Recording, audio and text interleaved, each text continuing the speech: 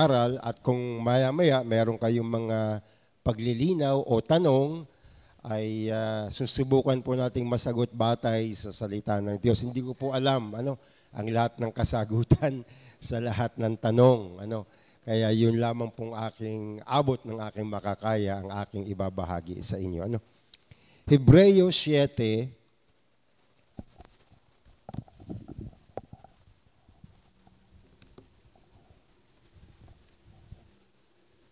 ating pong babasahin ang talatang 1 hanggang 6 ng Hebreo 7.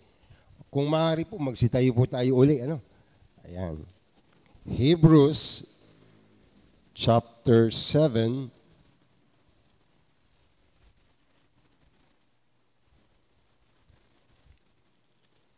verses 1 to 6. Bagamat buong chapter 7 ng ating pong pag-aaralan. Hebrews chapter 7 verses 1 to 6. Pagkatapos po nito, tayo po'y mananalangin. For this Melchizedek, king of Salem, priest of the Most High God, who met Abraham returning from the slaughter of the kings and blessed him, to whom also Abraham gave a tenth part of all, first being by interpretation king of righteousness, and after that also king of Salem, which is king of peace. Without father, without mother, without descent, having neither beginning of days nor end of life, but made like unto the Son of God, abideth the priest continually.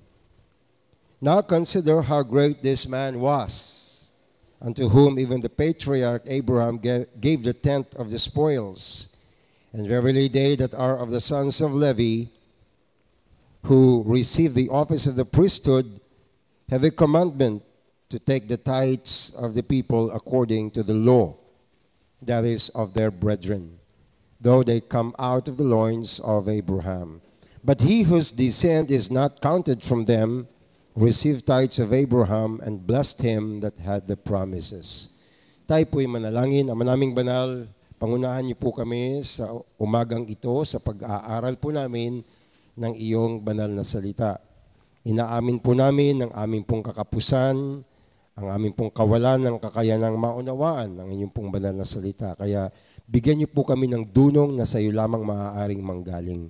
Bigyan niyo po kami ng pangunawa at hinihiling po namin ng pagkilos ng banal na Espiritu sa aming mga puso.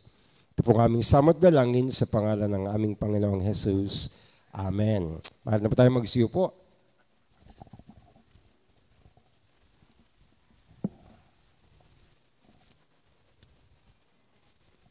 Ang ating pong pag-aaralan sa umagang ito ay sabi ko nga kanina, aral na alam na ng marami sa inyo. Pero ating pong muling pag-aaralan at sabi ko nga baka sakaling makatulong at makadagdag pa. Ang ating pong paksa o ang pamagat ng ating pag-aaral ay ang pag-iika po ayon sa aral o turo ng Biblia. Tithing according to the scriptures. Okay? Tithing according to the scriptures. Alam kong marami sa inyo ay nagbibigay ng ikapo para sa ating Panginoon. At alam ko na kayo ay nagtatapat sa Panginoon sa larangan ng pagbibigay ng ikapo. Pero makakatulong po sa inyo na malaman na ito ay aral hindi lamang po sa luma, kundi pati na sa bagong tipan. Marami po kasing nagkalat at naglipa ng mga aral na sinasabing ito daw pong pag-iika po ay hindi na sa ating panahon ngayon. Ang pag-iika po daw ay sa panahon lamang ng lumang tipan at lalong-lalo na para lamang sa mga Israelita. Maski sa mga palabas sa TV at sa radyo, mapapakinggan ninyo ang aral na ito na itinuturing kong balintuna o mali. At hindi ito'y naaayon sa itinuturo ng Biblia. Kaya ngayong umaga, pag-aaralan natin, ano pa talaga tinuturo ng Biblia patungkol sa pag-iika po. At ang gagamitin natin na kabanata ay itong Hebreo 7, kakaiba. Okay? Ang ating gagamiting chapter sa pag-aaral po natin ng patungkol sa pag-iikapo. So ating simulan ng ating pag-aaral. Una, simulan po natin kay Melchizedek, the priesthood of Melchizedek o ang pagkasaserdote ni Melchizedek. Ang sabi po sa binasa natin kaninang talata, itong si Melchizedek po ay medyo kakaiba. Wala po akong kilala o alam na tao o persona na katulad ni Melchizedek. At bakit ko po yan nasasabi? Sapagkat ayon sa talatang 3, walang ama, walang ina, walang lahi na pinanggalingan, walang pasimula ng kanyang kaarawan o mga araw, at walang kamatayan. May kilala ba kayong taong ganoon? Si Adan, walang tatay, walang nanay, pero namatay. May end of life na tinatawag. At saka may beginning of days. Nilalang siya si Melchizedek wala Kaya ngayon, ang sabi ng Bible sa Hebrews 7 verse 3, made like unto the Son of God, abideth a priest continually. Sa madaling salita, si Melchizedek po ang tinatawag po ng mga theologo o theologians na a Christophany, meaning to say, appearance o pagpapakita ng ating Panginoong Jesucristo sa lumang tipan. Halimbawa, si Joshua, pinagpakitaan din ng ating Panginoon bilang captain of the host. At maraming pagkakataon sa Old Testament, nagpakita ang Panginoon bilang angel of the Lord. Okay? So, ito pong si Melchizedek, wala tayong pag-iiwasan ito dahil hindi ito tao. Dahil ang tao, may tatay, may nanay, may simula, may katapusan. Ito'y wala Kaya wala tayong pag-uurungan kundi ito ay ang ating Panginoong Hesukristo. Okay? Na kung saan itinatag at itinayo ang tinatawag nating priesthood o ang pagkasaserdote. Okay? We call it the biblical priesthood of Christ. Okay? Now, bakit mahalaga na itong si Melchizedek ay ating makilala? Para po hindi tayo malito, Sa mga iba, nais ko pong humingi ng pangunawa para tayo nakasakay sa bus, may pupuntahan tayong lugar, pero shortcut ito. Baka magtaka kayo, parang hindi yata ito yung daan. Okay, sa mga ilang minuto lang naman po, maya-maya makikita ninyo na, ayun, alam ko na kung saan tayo pupunta. Okay, sa pasimula, medyo pagtiwalaan niyo muna yung tsoper. Okay. Ngayon, sa Bible, lalo na sa Hebrews, wala pong ipinapatayo at ipinapagawa ang Diyos. Ito po may kinalaman sa templo, sa pagkasaserdote, sa offering and everything, na hindi po kinopya sa langit. Na hindi po pinaturn o hindi alinsunod. Halimbawa, templo. Alam niyo po bang may templo sa langit na di gawa ng kamay ng tao? Na nang pinagawa kay Moises at sa mga Israelita sa pangkalatan, ang templo sa lupa, ito'y hango, kopya ng templong nasa langit. Okay? Alam niyo po yan. Kung hindi niyo alam, pinapaalam ko na. Nasa Hebreo 8 at 9 po yan. Ngayon, sa madaling salita, ito pong mga itinatag sa ilalim ng kautusan, hindi po yan hindi yan ang original. Gumagaya at kinokopya lang kung anong nasa langit. Naintindihan po ba ninyo yun, mga kapatid? Katulad ng templo. Ngayon, ang pagtatayo o pag-i-institutionalize sa English ng pagkasaserdote, kopya din po ito sa langit. Nakuha ninyo? Sasampulan ko kayo. Nung ginawa na ang templo sa lupa, meron pong offering mga hayop, pinapatay, at ang dugo, winiwisik sa altar. Alam niyo po ba yon? And without the shedding of blood, there is no remission of sins. Okay? Iyon po ay kinopya din sa langit. Nang si Kristo'y namatay, hinapak na po ang veil ng temple. Saan inalay ni Kristo ang kanyang dugo? Hindi na sa templong iyon dahil mga hayop ang inaalay doon, kundi sa langit na, sa templong di gawa ng kamay ng tao. Para na masundan ninyo, buksan natin ang ating mga Biblia sa Hebreo. Dito lang naman yan, magkakalapit lang po yan. Hebreo 9, verse 23 po. Hebrews 9:23.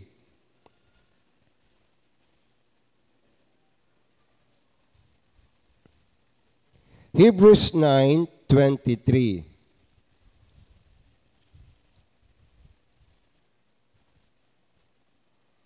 Nandiyan na po ba kayo? Ayan. It was therefore necessary that the patterns of things in the heavens should be purified with this, but the heavenly things themselves with better sacrifices than this. Okay? Pag sabing patterns of things in the heavens, yung mga nasa lupa. Okay? The heavenly things themselves, yung actual, with better sacrifices. So verse 24, for Christ is not entered into the holy places made with hands. Ang templo sa lupa ay gawa ng kamay ng tao, which are the figures. Hindi po ito ang totoo. Figures of the true. Hindi ito yung true.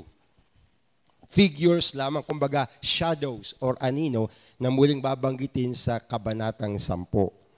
Okay? But into heaven itself, sa langit mismo, to appear in the presence of God for us. At hindi dala-dala, ayon sa talatang 25, ang hayop ng iba, ang dugo ng iba, kundi ang mismong dugo niya. Naintindihan po ba ninyo? Mabilis po ba tayo? O matarik? O sigsag? Okay lang ha? I hope nasusundan niyo ko. Kaya ang pag-aaral po kasi ng Bible, ako tuwan-tuwa nung sinabing upholding sound doctrine. Ang pag-aaral po kasi ng Bible medyo malalim po talaga. Kaya lang, meron naman pong malaking pakinabang. Alam niyo sa puno, mas malalim, mas maganda. Mas malalim ang ugat, mas mabunga. Okay? Ang Kristiyano, pag mababaw ang ugat, ang bunga nito ay hindi lang bahagya, kundi kakaunti. Minsan ngayon, nabububot pa . Okay, so maganda malalim. Kaya wag niyong pagtakhan kung medyo malalim at mahirap ang salita ng Diyos. Kaya tsinatsaga natin. Okay, tsinatsaga natin. So, si Kristo ngayon, inalay niya ang dugo niya sa templong di gawa ng kamay ng tao. Anong sabi ko sa inyo kanina? Ipinagaya lang ng Panginoon ang sukat doon sa sukat dito. Okay? So, nauna yon kesa yung nasa lupa. Nauna ang templo bago ang kautusan na itayo ang templo sa lupa. Naintindihan po ba natin yun, mga kapatid? Okay, very good. Ngayon, yung priesthood ni Kristo, di hamak na nauna sa priesthood ni Aaron. Sa Tagalog, ang pagkasaserdote ng ating Panginoong Hesus, di hamak na unang-una kesa sa pagkasaserdote ni Aaron. Sapagkat ang pagkasaserdote ni Aaron ay natatag lamang ayon sa kautusan. Nakuha niyo yun? Okay. Pero ang sa Panginoon, wala pong panimula at walang katapusan ang kanyang pagkasaserdote. Naintindihan mo ba ninyo yun? Ngayon, so dito sa unang pag-aaral natin ng patungkol kay Melchizedek. Si Melchizedek po ngayon ay tinatawag na priest, ayon sa verse 1. Priest of the Most High God. Okay? Priest of the Most High God. At dito, nagbigay si Abraham ng ikapo. Okay? Anong sabi natin kanina? Walang pinapractice sa Old Testament nang walang ginagayahan sa langit. Naintindihan po ba ninyo yan? Yan.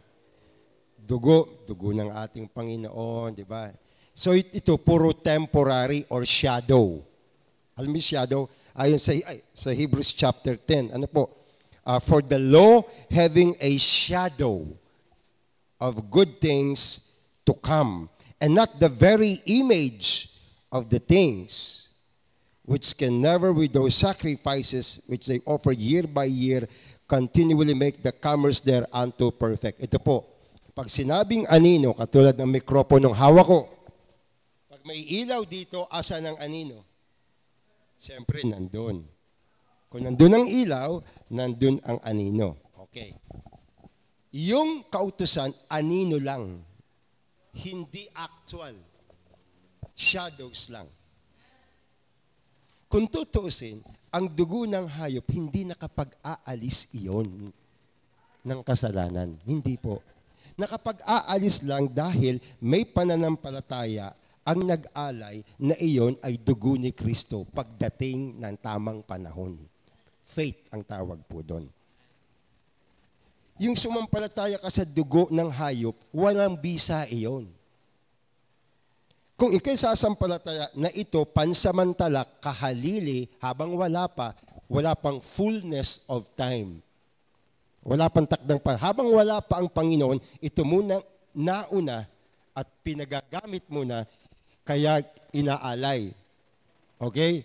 But it is still the Lamb of God which taketh away the sins of the world. For all time po yon. Hindi po yung sa tupa o sa kambing, hindi yon. Kundi faith mo na lang yon. Na ito, simbolo, anino ng dugo ni Kristo. Mabisa din po yun because you have the faith. Naintindihan po ba ninyo yun? Ayan, okay. Mahigit nagkakaintindihan tayo kahit papaano. Ngayon, so itong si Melchizedek, di hamak na nauna kay Aaron. Alam niyo po ba yon? Siyempre si Abraham nauna kay Aaron. Sino nga po pala si Aaron? Kilala ba ninyo? Kaano-ano ni Moses si Aaron? Pinsan, manugang, kapatid. Alamin niyo yan, ha? Ayan.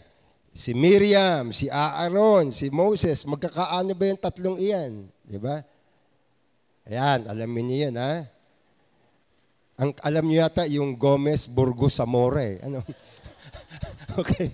Alamin niyo sa Bible. Yung sinabi ng pastor, oo nga, alamin nga natin. Ano ba ni Moses itong si Aaron?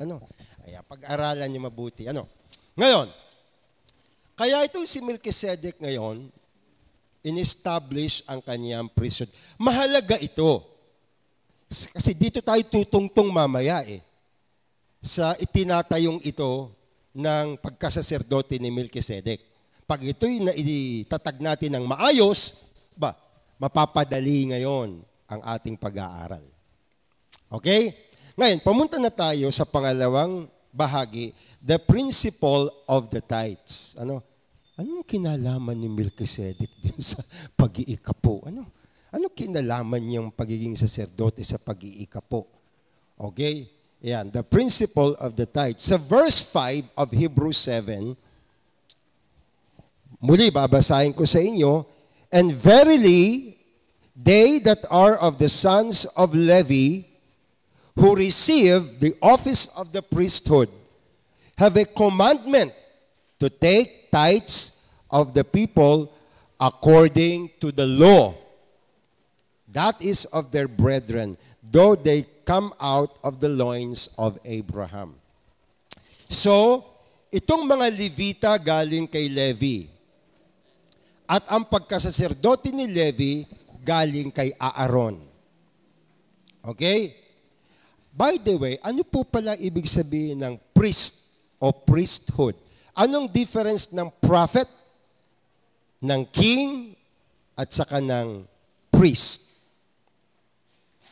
Ang king, siya po, he represents God in management or administering the people of God. King David, yan. Sila po ay mga kinatawan ng Diyos para pangasiwaan ang bayan. Hari ang tawag doon. Ang prophet naman ay kinatawan ng Diyos kung may sasabihin ang Diyos sa bayan. Spokesman ng Diyos. Kaya, halimbawa, may sasabihin ang Diyos, padadaanin sa propeta. Kaya ang propeta, laging sinasabi, "Thus saith the Lord." Ito ang sinasabi ng Panginoon. Okay? Nung araw, wala silang Bible. So, umaasa lang sila sa mga propeta.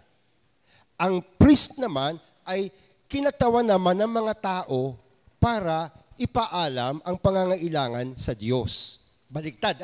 Ang propeta, kinatawan ng Diyos para ipaalam kung anong kalooban ng Diyos para sa tao. Ang priest naman, kinatawan ng tao para ipaalam naman sa Diyos ang pangangailangan ng tao. Naintindihan ba ninyo yun? Kaya kung mayroong pakikitungo, may sadya ang tao sa Diyos, priest ang kailangan.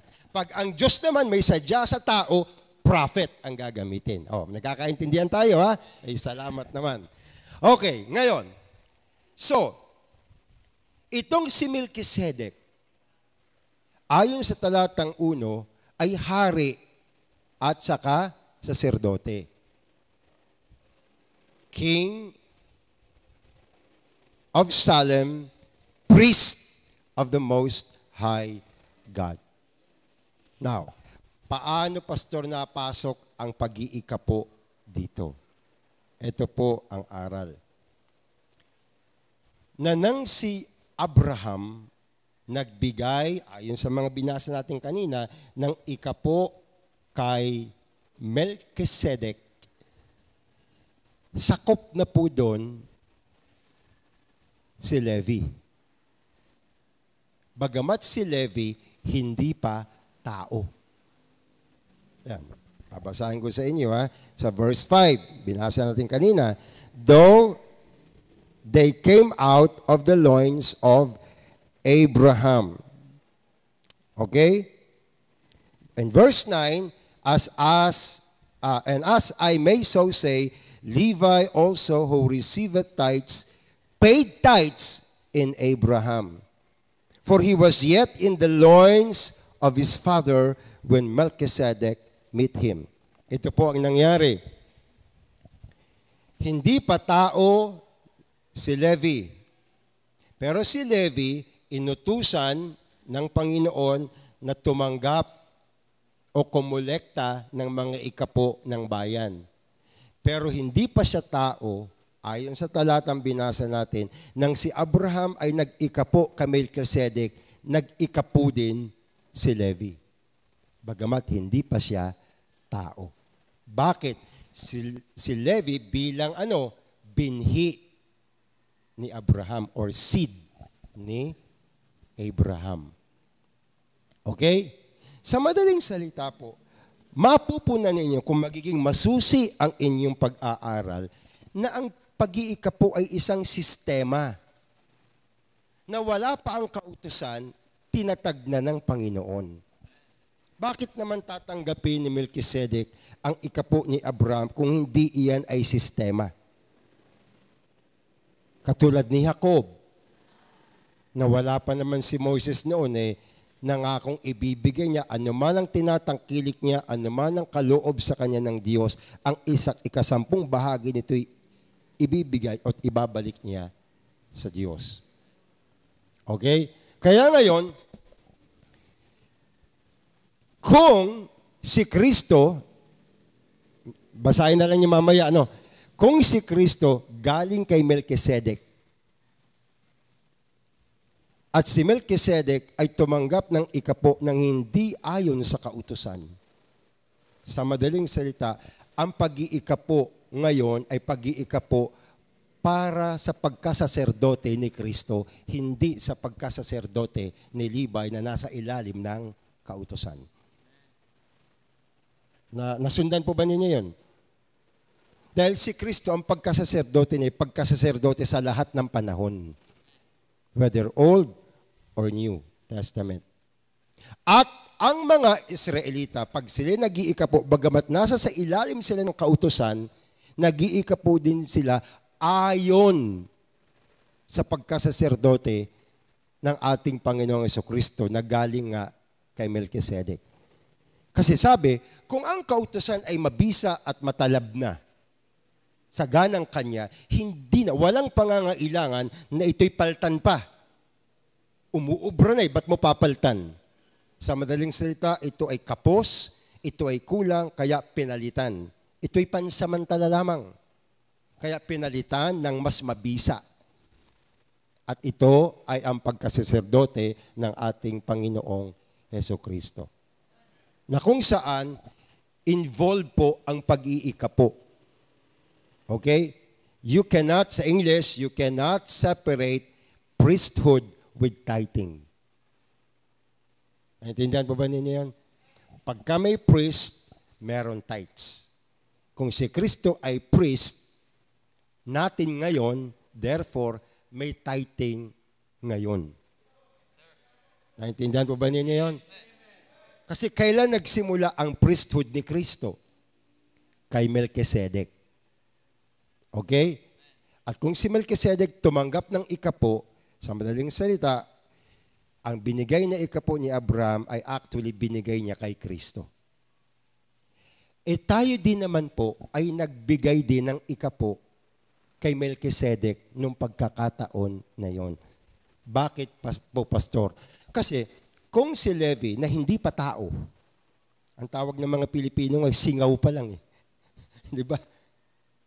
Singaw pa lang eh. Parang katulad ng isang bata, tinanong ang kanyang tatay, Tay, nang ang nanay nililigaw nung palang, asan na ako nun?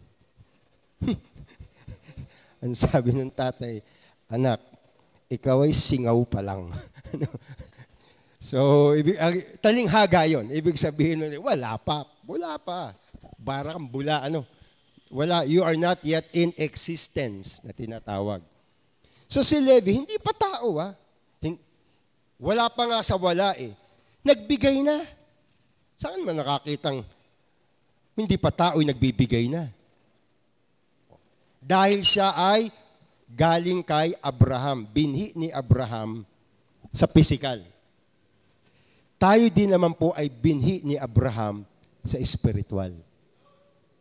Ang pagkasaserdote ni Levi ay pagkasaserdote sa kautusan. Ang pagkasaserdote ni Kristo ay pagkasaserdote sa espiritual. Buksan natin, Galatia 3:29. Huwag po kayo mag-alala kung kayo man nalilito. Pwede po kayo magtanong mamaya. Okay? Ayan. Galatians 3:29. And if you be Christ, kung kayo kay Kristo, kayo ba'y na kay Kristo na? Kayo ba'y tumanggap na sa Panginoon? Amen. Now, praise the Lord. Then are ye Abraham's seed, and heirs according to the promise. So, tayo po ay binhi din ni Abraham. Kung tayo na kay Kristo, naintindihan po ba ninyo?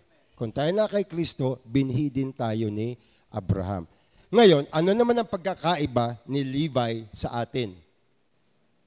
Bagamat 1,000, mahigit 1,000 taon ang diferensya, ano pagkakaiba ng dalawang singaw? Dalawang bula, dalawang wala. Anong pagkakaiba nun?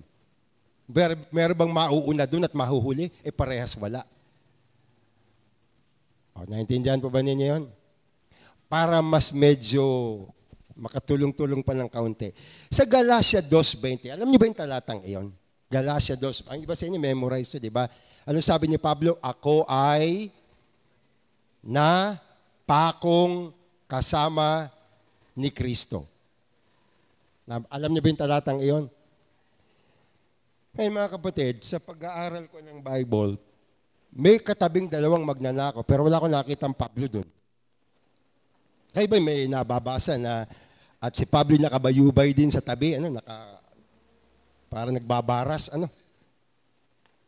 Wala. Meron, may magnanakaw sa kanan ng Panginoon, may magnanakaw tampalasan sa kaliwa, pero isahan. Anong ibig sabihin ni Pablo, napako akong kasama ni Kristo? Gayong isahan lang naman ang Panginoon doon. At hindi lang yon. Kayo ba'y naniniwala ang Galatia 2:20 hindi lang para kay Pablo, kundi para sa lahat ng sumampalataya kay Kristo? Ay magigiba ang krus na yun pag lahat tayo isasampa doon. Ay di po, hindi tayo kasya. Paano nangyari yon? Ibig sabihin, ang lahat ng nabuhay sa lumang tipan at lahat ng nasa bagong tipan na nakakilala sa Panginoon ay namatay na kasama ni Kristo. By faith. Sa panahon ni Abraham, they look forward. Kasi hindi pa pinapanganak ang Panginoon. So, wala pa. Pero by faith. Faith is the substance of things hoped for, the evidence of things not seen. Wala pa eh. Tayo naman, we look backwards naman. Nangyari na eh. Tapos na. Wala na rin. Sila, wala pa. Tayo, wala na. Pero parehas mabisa dahil sa pananampalataya. Kaya nga, by grace, through faith. Kaya nga, ang tao, pinatatanggap natin sa Panginoon. Kaya hindi good works eh. Ang good works, walang aabutang krus yun. Tapos na lahat. Faith na lang talaga ang paraan para ang tao ay of course, grace pero it's true faith. Because you can be crucified with Christ by faith. Nakuha ba ninyo yun? Okay, ngayon, dahil doon, ang pag-iikapo ni Abraham by faith. Ang pag-iikapo ng mga Levita at ang pagtanggap ng mga ito ng ikapo by faith. Tayo din, by faith din po ang pag-iikapo natin para sa Panginoon. So, that is the principle of the tithes. Okay? Alam ko may tanong kayo, pero mamaya itanong ninyo para matapos lang muna natin. Pangatlo, the possession of God. Bakit po, Pastor, nag-iikapo? Bakit ba in-institute yan ng Diyos? Ano ang rational, sa Tagalog, ano ang dahilan? Ano ang layunin? Bakit tinatag yung pag-iikapo? Kami kapos na kapos eh. Pag-iikapo pa. Di ba? Bakit? Ito po ang kwan. So, number 3, we go to the possession of God. Yung number 1, the priesthood of Melchizedek. Number 2, the principle of the tithes. Number 3, the possession of God. After this, kung may tanong kayo, magtanong kayo. Malachi 3:10. Yan. At 3:8. Yung 3:10 memorize niyo 'yun, di ba? Malachi 3:8.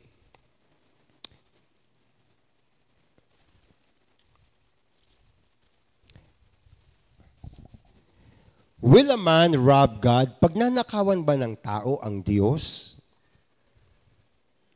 Yet you have robbed me. But ye say, wherein have we robbed thee? In tithes and offerings. Okay? In tithes and offerings. So, sabi ng Diyos, pagnanakawan ba ng tao ang Diyos? Siyempre, ang sagot yun, siyempre hindi. Pero sabi ng Diyos, hindi. Ninanakawan ninyo ako. Sasabihin ng iba, saan?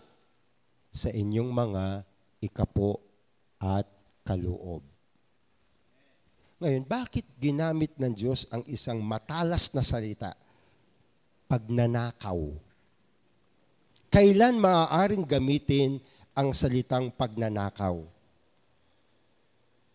Kung merong may-ari. You cannot use the word robbery unless possession is established. Naku, ano ibig sabihin? Halimbawa, may ginto. Kunwari, naglalakad ka, may ginto. Wala namang pangalan, wala yung kwan. Dinampot mo, nakuha mo di ba? Yung ginto. Kasi laki lang naman ng ipin, yung ginto. Pero hindi ito pustiso, talagang ginto. Okay. Dinampot mo. Walang pangalan. Hindi ka pwedeng makasuhan ng robbery dyan. Kasi ownership is not established. Naintindihan po ba ninyo? Walang magpapatunay na pag-aari o merong nag-aari o nagmamay-ari sa gintong yan. Nakuha ninyo? Ang sino mang aangkin, his right is good as your right. Paano nang patutunayan na kanya yan? Wala namang pangalan, walang katibayan, walang maski na Kaya you can never accuse someone of robbery unless possession, legal possession is established. Naintindihan po ba ninyo yun? Ayan. Kaya, pag ginamit ninyo sa salitang ninanakawan ninyo ako, yan po ay alinsunod o susug po yan sa na yung bagay na ninakaw, pag-aari ng Diyos. Hindi mo pag-aari yon. Kaya ang tawag sa iyo, magnanakaw. Kinukuha mo ang hindi sa iyo sa isang taong kanya yon. Kakaintindihan tayo, O, pagnanakaw ang tawag doon. Ang po, at sinama pati ang offering. Hindi lang naman sinabing tithes, tithes and offering. Sabi ng Panginoon, pagnanakaw, pag hindi yan binibigay sa Diyos. Bakit naman pagnanakaw? Pag-aari ba ng Diyos yan? Ipapaliwanag ko po sa inyo ang dahilan. Magsisimula tayo sa nature. Ano ang Tagalog ng nature?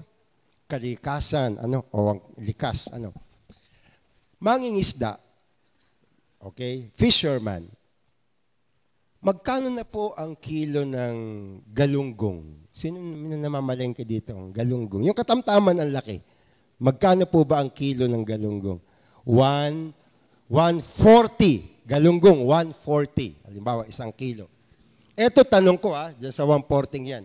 Pag binayaran mo ng 140, bakit binabayaran mo ng 140? Sino mga binabayaran mo dyan? Una, ang mangingisda. Di ba? Pangalawa, yung konsignasyon o kung saan hinango yan. Tapos, yung deliver. Maraming taong involved dyan Pati yelo, babayaran mo pa yan Okay? Kung tricycle yan, pati transportation, kasama yun sa kwenta ng 140. Pero ito tanong ko, sino nagpalaki ng galunggong? Hindi mangingisda yan. Di ba? Ang Diyos. Nanghuli lang naman yung mangingisda. Pero ang nagpalaki at nagpadami, Diyos. Applicable yan sa lahat ng hayop, maski baboy. Pwede kang mag-alaga ng baboy, pero hindi ka pwedeng maglalang ng baboy. Diba? Porke ba't pinapakain mo yan Totoo namang lalaki at tatabayan, pero hindi po, Diyos pa rin po ang nagbibigay buhay at nagpapalaki diyan. Sipin mo yung isda sa dagat, di ba? Sa daming iyan, nilagyan ng Diyos ng pamamaraan para dumami. Nagkakagustuhan ang mga isda. Isipin ninyo, kung hindi sila nagkakagustuhan, hindi sila dadami. Hindi ko alam kung itsura ng pogi at pangit na isda, hindi ko alam. Pero nagkakagustuhan. Nilagayan ng Diyos na sistema para dumami ang mga isda. O, di ba? Para may galunggong tayo, may tilapia tayo, may bangus tayo, nakakainin. Naintindihan ninyo? Kaya yung ating kakaining galunggong, kung 140 yan, para lang yun sa mangingisda, wala pa ang Diyos doon. Ika nga, yung bayad sa Diyos. Kaya ang ginamit ng Bible ay paid tithes in Abraham. Ang buhay natin, lalo na. Diba? Pag-aari na, binili na tayo sa halaga. Alam niyo po ba yun? Lalo na pag Kristiyano. Ito yung pang-unbeliever yung kanina eh. Pang-unbeliever. Kumakain ng galunggong unbeliever, tayo din, di ba? Yung nature. Dagat. Pumasok kayo ng karnabal, may entrance. Di ba? Pumasok kayo ng maski na saan, mga park, may entrance. May bayad. Pero, bakit nagbabayad ka? Kasi magandang tanawin doon. Huwag ka. Diyos ang nagpalaki ng mga puno. Sa Diyos yung dagat, sa Diyos yung bundok, sa Diyos yung mga ibon, yung butterfly sa Diyos. Walang bayad yun sa Diyos. Sa tao napupunta yun. Wala pa ang Diyos doon. Ang ginagawa lang ng tao, taga-walis-walis lang. Di ba? Taga-maintain lang. Maintenance lang. Pero lahat ng iyon, pag-aari yun ng Diyos. Di ba? Punta tayo sa mga Kristiyano. Tayo binili na sa halaga. Hindi na tayo sa ating mga sarili. Pwede tayong ibenta ng Diyos eh.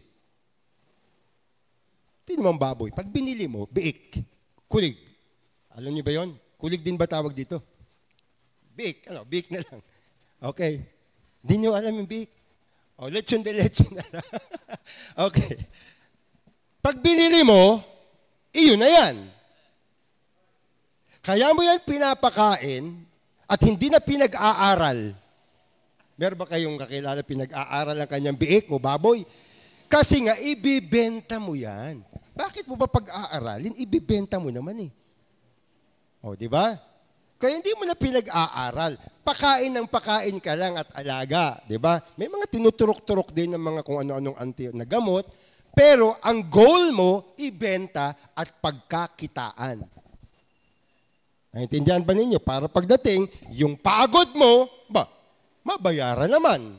At yung sakripisyo mo, may balik naman sa iyo. Yon ang prinsipyo ng pag-aalaga ng baboy para ibenta. Ngayon, dahil tayo pag-aarit binili sa halaga, pwede tayong ibenta ng Diyos. At walang pwedeng magreklamo. Tinubos na tayo eh. Diba? Minsan salitang tubos, mali sipat ng ibang Kristiyano. Ano yung salitang tubos? Pag-aari ka na ng Diyos. Para ka nasa sanlaan, maririmata ka eh. Tinubos ka eh. Adi kanino na yung singsing? Sa tumubos. Diba? Hindi pwedeng magkaroon ng sariling plano yung singsing, sariling, diba? So, ang ibig sabihin, anumang ipoproduce ng baboy, pag-aari na nagpapalaki sa kanya. Maski 100% pa ang kunin ng Panginoon, wala tayong magagawa. Dahil tayo pag-aari ng ating Panginoon. Naintindihan mo ba ninyo yun? Pero, sa kabilang banda, kung si Kristo nga binigay para sa atin, ba't naman tayo ibebenta kamamahal ng pagkakabili? Di ba? Kaya may mga tao hindi binibenta maski na anong alok mo kasi may sentimental value. Alam niyo ba ibig sabihin ng sentimental value? Kaya hindi tayo ibebenta ng Diyos kasi priceless tayo. Hindi tayo pwedeng presyuhan. Bakit? Si Kristo pinangbayad. Walang pera ang pwedeng ipantay doon. Napakahalaga natin. Precious tayo sa mata ng ating Panginoon. Dahil dugo ni Kristo yan eh. Buhay ni Kristo. Sabi nga ni Pablo, hindi na ako ang nabubuhay kung di si Kristo na. So hindi ka na ibebenta dahil si Kristo'y tumatahan sa iyo. Naintindihan po ba ninyo yun mga kapatid? Ayun, salamat naman. Kaya ngayon, ang Diyos ang nagmamay-ari ng lahat. Ngayon, eto, makinig kayo sa sasabihin ko, ha.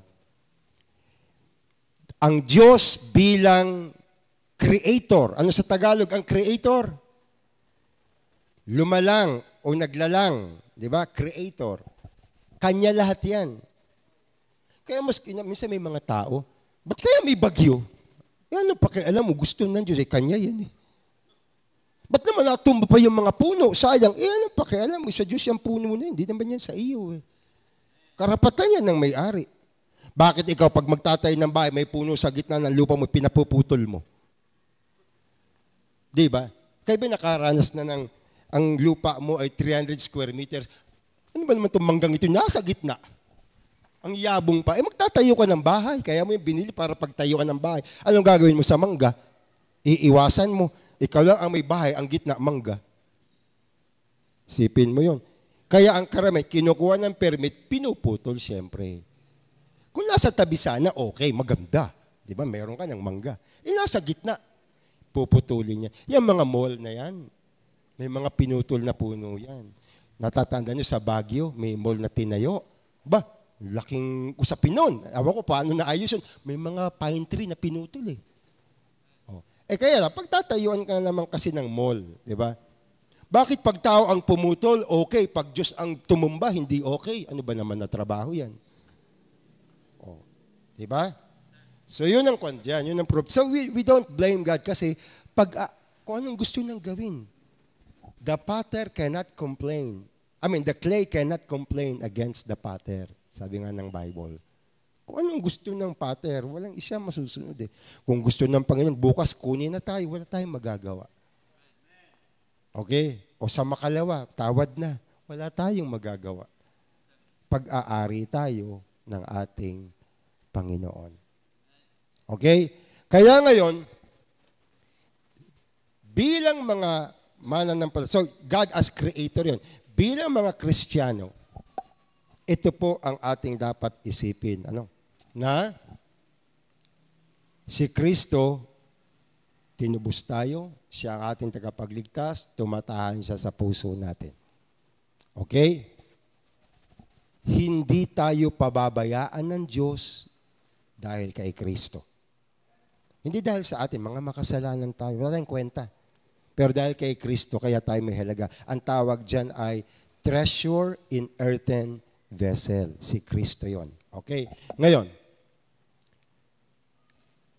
kung merong gagawin ang Diyos, siya naglikha, halimbawa, sa nature, ang lahat, ang araw, galing yan sa Diyos, ang nagpapasikat ng araw, ang Diyos, ang buwan, everything, galing sa Diyos yan.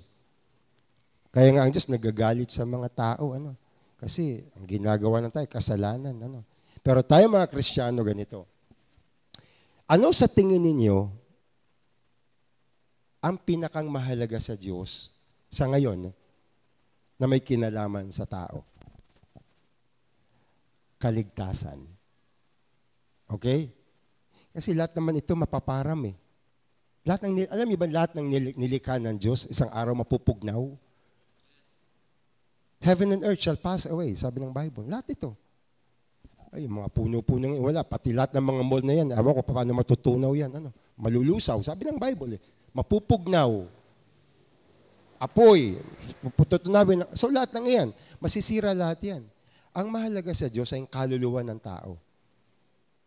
Para maligtas ang kaluluwa ng tao, kinakailangan, ebanghelyo. May mangaral, makarinig sila ng ebanghelyo. Para malalang silang muli.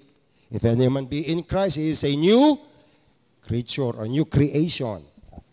Naintindihan po ba ninyo? Ngayon, para magawa yan, kailangan ang resources. Doon kukunin ng Diyos sa tithes and offering yung resources na yan para makapaglalang siya uli ng mga bagong nilalang kay Kristo. Yun ang purpose niyan. Basic purpose.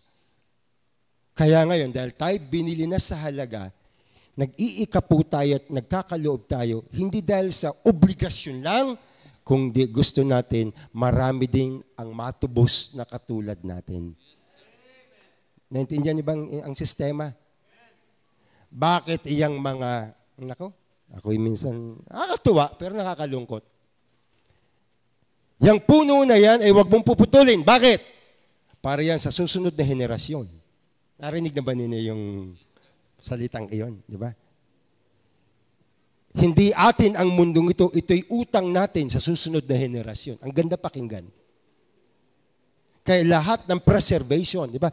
Ang lawa, ingatan ninyo. Kawawa naman ang next generation pag iyan ay mapupulyut. Kaya ang dagat, huwag yung tapunan ng tapunan. Tama naman ng basura. Kasi pag iyan namatay, kawawa naman yung mga susunod. Mabuti tayo, nakatikim na tayo ng tilapia galing dyan. Yung susunod. Ano nang kakainin ng mga yan? Wala na silang kakainin. So, aware tayo sa misery ng susunod na generation. Pero sa mga Kristiyano, hindi natin iniisip yung maliligtas na susunod sa atin. Hindi ganun ang takbo ng pag-iisip natin. Na kaya, alam mo, kaya ako nangangaral, kaya ako nagtuturo, maski malayo ang tanay, malayo-layo din, kasi nga, iniisip natin, ano ba naman tayo, save na tayo. Kunin tayo ng Panginoon, mamaya, bukas makalaw, sa langit. Yung mga iba pa, na wala pa kay Kristo, ano naman sila? Are we too selfish na wag na silang isipin? Bahala na sila, pastor, sa buhay nila. Hindi yan inisip ng mga sinundan natin. Kung yung mga missionaries na yun, sinabi, bahala na yung mga Pilipinong yan sa buhay nila. Hindi tayo na-save. Diba? Kung yung mga pastor na ginamit ng Panginoon sa pangangaral, kaya tayo nakapakinig, pinabayaan na lang tayo, hindi na tayo. Ako'y nagpapasalamat sa mga kapastoran, mga ebanghilista, mga misyonero, at mga Kristiyano nagbahagi ng gospel. Lalo na yung mga pastor at misyonero, maski walang support, tuloy lang Maski walang tithes and offering. Sige lang, maski walang ulam, tuloy lang. Nakinabang tayo lahat diyan. Na wag na nating ituloy yung maling iyon. Pagandahin natin lalo ang sistema. Okay? Suportahan natin. Hindi naman actually sinasabi ng Diyos, ninanakawan ninyo ko, aanhin ba ng Diyos yan? Madadala ba sa langit yan? Kabawasan ba yan sa pagka-Diyos ng Diyos? Hindi naman Bali, sinasabi ng Panginoon, akin yan dahil may paggagamitan ako diyan. Alam mo, sa Diyos walang sayang. Pag sinabi ng Diyos na akin, may purpose yun, may benefit yun. Basta niligay mo sa kamay ng Diyos, gaganda. Okay? Kaya pag kinuha niya pera ninyo, gaganda yan. Alam mo ibig sabihin nun? Pag hinawakan ng Diyos ang unbeliever may kwento patungkol kay Midas. Alam niyo ba si Midas? Lahat ng hawakan nagiging ginto. Ang tawag ay Midas touch. Ay ang Panginoon, nako talo yan. Pag hinawakan niya, nako ang ganda ng kalalabasan. Kaya pag hinawakan ng Diyos, kasi ito 100%. Magkano ang tithes ng 100? 10. Ayan. And then, siyempre may offering pa, tithes and offering. Para for the sake of argument, natira sa inyo 80. 80%. Kunwari, natira sa inyo 80%. May katiyakan ba tayong 80% na yan ay mapapasa kamay ng maayo? Paggastos niya na ay maayos. Garantisado ba yon? Baka hindi. May porsyento dyan masasayang. May porsyento dyan bad investment. May porsyento dyan luho. May porsyento dyan greed. May porsyento dyan selfishness. May porsyento dyan mawawala. Pero yung sa Diyos, tiyak na yon. Walang sayang yon. And that is your investment in heaven. Okay? Actually, yung pag-iikapo at pag-offering, yan po ay para kayo nasa paluwagan, isang araw, sasahod kayo. Hamot makakalimutan ng Diyos yan. Hindi. Ano naman kayo? Diba? Kaya pag hinawakan ng Diyos, tiyak na yon, lalago yon. Pag hinawakan natin, baka sakali, pero minsan, hindi tayo marunong gumastos. Yung salitang kulang, salita lang yun. Okay? Well, nako. Naalala ba niyo yung araw, ang sahod niyo ganito lang, kulang? Nadagdagan, kulang. Nadagdagan uli, kulang.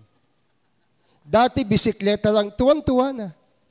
Dapat motor naman, mabagal to, nakakapagod pa pagkapaakyat, ako hinihingal, mapalitan ito ng motor. Ano?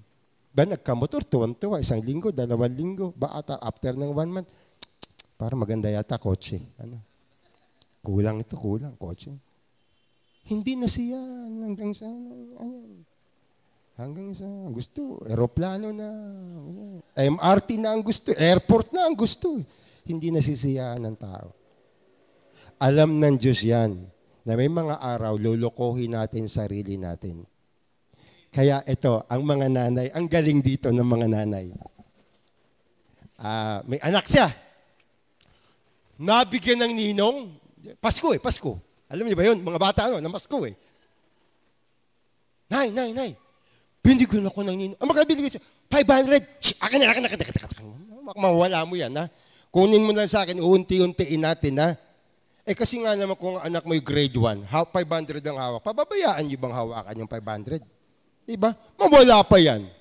Lalo na kung 1,000. Kaya, akin na yan. May mga ibang nanay naman, atin-atin na lang, huwag na yun yung i-chismis.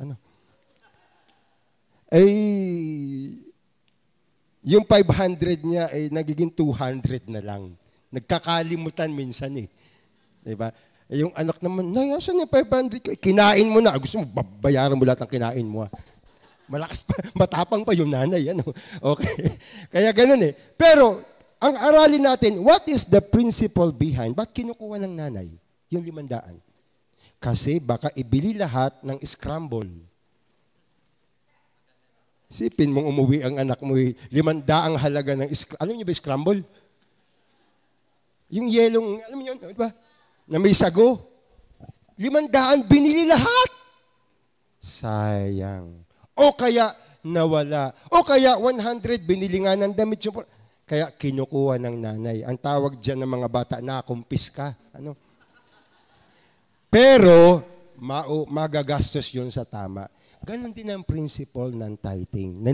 Parang tinutulungan tayo ng Diyos na hindi lahat mawala ang pera mo.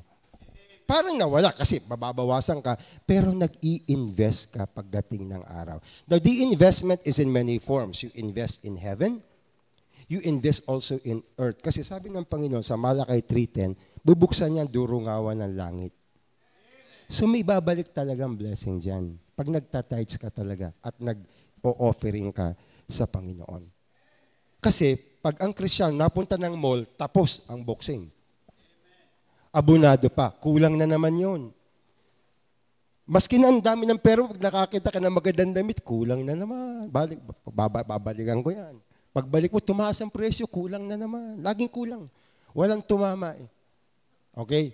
Kaya ngayon, importante na God is the possessor of heaven and earth. So wag nating masamain, wag nating ipagdamot, wag nating, Lord, kulang na nga eh. Pastor, kita mo pag kinuha ko pa yung, saan ako? Alam mo, maski hindi ka mag-tithes, kulang pa rin yan eh. Kailan naman sasapat yun? Niloloko mo naman ako eh. Diba? Hindi yan sasapat. Ibigay mo na lang sa Panginoon yung kanya. Anyway, kanya naman yan. Okay? Safekeeping ang tawag dyan. Kinukuha ng Diyos dahil ikaw kung saan-saan mo na naman gagastusin yan. Parang katulad ng nanay, kinukuhanan yung anak ng pera for the protection of the child. Okay, I have many more things to say, but I have to give room for some questions. If you have any question ngayong umaga patungkol sa pag-iikapo, patungkol sa ating pag-aaral. So, tithing is a New Testament teaching, is an Old Testament teaching. It is a universal teaching. It is a teaching for all time. Okay? Because we patterned it after the things in heaven. Totoong, we do not tithe under the law because we don't tithe na ang basis ay shadows. We tithe because ang basis is the actual thing in heaven. There is a temple in heaven. When we tithe, when we offer, doon natin binibigay yun at lalago yun doon. Ang Diyos naman, bilang tagapamahala ng lahat, ginagamit naman ng pera para ano? Para sa pagpalaganap ng gawain, pagpapalaganap ng ebanghelyo sa ikaliligtas pa ng madami. Okay?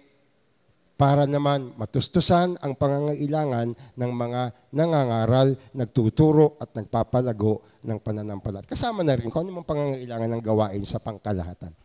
Okay, so naintindihan niyo mga kapatid. So kung may tanong, taas kayo ng kamay. Kung may reklamo, sa barangay po kayo. Ano? Okay. Doon ko na lang kayo aantayin. Okay, so I hope na nakatulong ng kaunti. Ano po? So pag kayo may blessing, may sweldo man, blessing kwan, ibigay nyo kaagad sa Panginoon. Kasi mabait na bata ang nagkukusa. Nay, binigyan ako ng ninong ko 500. Bibigay ko muna sa iyo, Nay. Ha? Papatabi ko muna. Ha? Saka 100 na lang akin, yung 400. Iambag mo na dyan sa ating ulam, pambayad sa kuryente. Ang tawag sa batang iyan, napakabait na bata. Nakakataba ng puso yun ng magulang, di ba? Tinong bata, itong anak ko, 100 lang ang kanya, 400 binigay sa akin. Pag natuwa ang Diyos sa inyo, hindi nyo kayang tawaran ang magagawa ng natutuwang Diyos. So I encourage you, give unto the Lord. Okay? Let's pray. Manaming banal, salamat po ng marami sa binigay niyong panahon sa amin. And Lord, alam po namin kulang na kulang pa po ang mga kaalaman namin. Pero Lord, patuloy niyo kaming turuan. Gusto namin, Lord, maging matapat na mga anak mo at mga lingkod mo. So tulungan mo kami, Lord, bilang aming Ama. Alam namin na hindi niyo kami pababayaan. So Lord, continue to bless us sa mga susunod pa naming gawain. In Jesus' name we pray. Amen. God bless you, church. God bless you.